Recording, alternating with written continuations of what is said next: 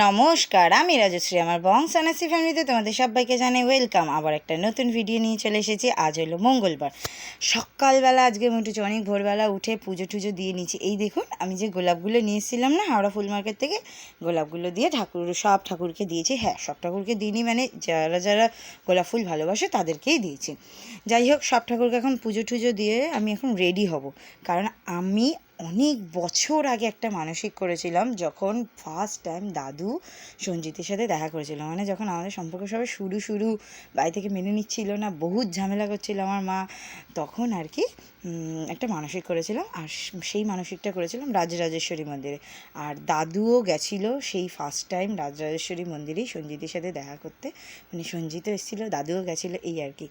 তো সেই তখন মানসিক করেছিলাম, এই মানসিকটা পূরণ হয়ে গেছে যেহেতু, সেই জন্য এখন আমরা যাচ্ছি পুজো দিতে। হ্যাঁ, অনেক বছর পর পুজো দিতে যাচ্ছি। ঠাকুরের জন্য এই মিষ্টিটা নিয়েছি, আর ওখানে 64টা দেবতা আছে, সেই দেবতার জন্য মিষ্টি নিয়েছি। আর এই দেখুন আমাদের কন্যাগড় ঘাট এখন। হ্যাঁ, এখন আমার দুটো বাড়ি, একটা হচ্ছে কন্যাগড়ে, একটা হচ্ছে আমার হিনমাটারে। তাই আমি দুটোই বলতে পারি যে দুটোই আমার বাড়ি। যাই হোক, এই হচ্ছে আমাদের রাজরাজেশ্বরী মন্দির। আর আজকে চলছে তৃতীয়া, মানে নবরাত্রি শুরু হয়ে গেছে, আজকে হচ্ছে তৃতীয়া। আর এখানে কখন কি আরতি হয় এগুলো একটু পজ করে আপনারা দেখে নেবেন। হ্যাঁ, আমরা আরতিটা দেখতে পারিনি, কারণ কি আমরা সেই টাইমে পৌঁছাইনি, সেই জন্য। কিন্তু চেষ্টা করব কোনো একদিন গিয়ে সন্ধেবেলা আরতি দেখতে দুজনে। আর সন্ধেবেলা এই জায়গাটা এত সুন্দর লাইটিং দিয়ে সাজায় না, খুব ভাল লাগে। আর এখানে দেখুন কত ধরনের ফুল গাছ আছে। আর এই জায়গাটা সত্যিই খুব ঠান্ডা, মানে এইখানে বাইরেটা গরম, কিন্তু মন্দিরের ভিতরটা সত্যি অসাধারণ। মন্দিরের ভিতরটা, এরপরে আর ফোন অ্যালাউ নেই, তাই সুতরাং দেখাতে পারবো না। তো তারপরে পুজো টুজো দিয়ে এসে আমাদের শরবত প্রসাদে দিয়েছিল। আর ভিতরে না অখণ্ড জ্যোতি জ্বলছিল, তো দারুণ দেখতে লাগছিলো সেখানটা, অসাধারণ। অনেকগুলো প্রদীপ জ্বালিয়েছিল, যেটা প্রায় নবরাত্রির প্রত্যেক, মানে একটু নিভবে না, সারাক্ষণ জ্বলবে সেই রকমভাবে। খুব সুন্দর দেখতে লাগছিলো। পুজো টুজো দিয়েছি। হ্যাঁ, ওই যে 64টা মানে দেবতা ছিল, সেই 64 দেবতাকে গোলাপ ফুল আর মিষ্টি দিয়ে পুজো দিয়েছি। আর রাজরাজেশ্বরী মাতাকে জবা ফুলের মালা, তারপরে পদ্ম ফুল, ধূপকাঠি দিয়ে পুজো দিয়েছি। তারপরে বাড়িতে এসে লুচি সিমুই খেয়ে তারপর অফিসে চলে এলাম। অফিসে এসে দেখো সন্ধেবেলায় মমতাদি মশা মারছে। দেখো মমতাদির পাগুলো কি বড় বড় হয়ে ফুলে গেছে ব্যথায়। যাই হোক, আমার তো খুব মজা লাগছিলো, বেশ ভালো লাগছিলো আমার। উনি যেভাবে মশা মারছিল কি বলবো, বোতল দিয়ে মশা মারছিল, একটা মশাও কিন্তু মরেনি।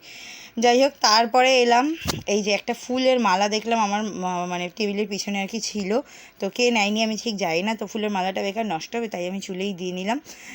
তারপরে চলে গেছিলাম একটু শ্রীরামপুর। হ্যাঁ, অফিস থেকেই বেরিয়ে আমরা একটু বন্ধুরা মিলে শ্রীরামপুর গেছিলাম। ট্রেনের মধ্যে আমসত্ত্ব বিক্রি হচ্ছিলো, আর দেখে ট্রেনের মধ্যে দুটো পাখি উঠেছিল, কি কিউট কিউট বৈদ্যি পাখি এগুলো।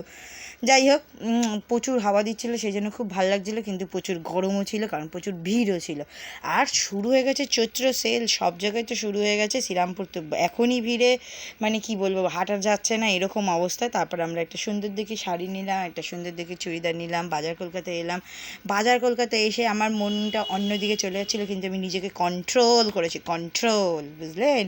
শপিং থেকে এখন আমি নিজেকে কন্ট্রোল করছি, ভাবা যায়। যাই হোক, তারপর আমরা সবাই মিলে ফুচকা খেয়ে নিলাম, মানে আমি, সুচন্দিতা আর ছিলাম মমতাদি। হ্যাঁ, আর কেউ ছিল না, গৌতমী ছিল না। গৌতমী বাড়ি চলে গেছিলো, ওর একটু কাজ ছিল, সেই জন্য বাড়ি চলে গেছিলো। তো আমরা এখন ফুচকা খেয়ে নিলাম। ফুচকা খেয়ে দিয়ে তারপর আমরা আবার আইসক্রিম খাবো, কারণ মমতাদি বললো ও ঝাল লেগেছে, মমতাদির একটু হলেই ঝাল লাগে। তো যাই হোক, সেই জন্য আইসক্রিম খেয়ে নিলাম। খেয়ে দিয়ে তারপর আমরা যে যার বাড়ির দিকে রওনা দেবো।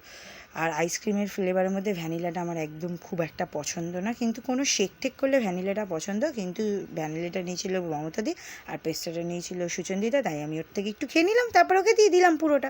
তারপর ও খেতে খেতে বাড়ি চলে গেল। হ্যাঁ, ও টোটোর জন্য দাঁড়িয়েছিল, দাঁড়িয়ে টোটো ধরে বাড়ি চলে গেল। তারপর আমরা বাড়ি চলে এলাম। এই দেখো, মমতাদিকে ফেলে এখন আমি কন্যাগড়ে নেমে যাব। রাধে রাধে।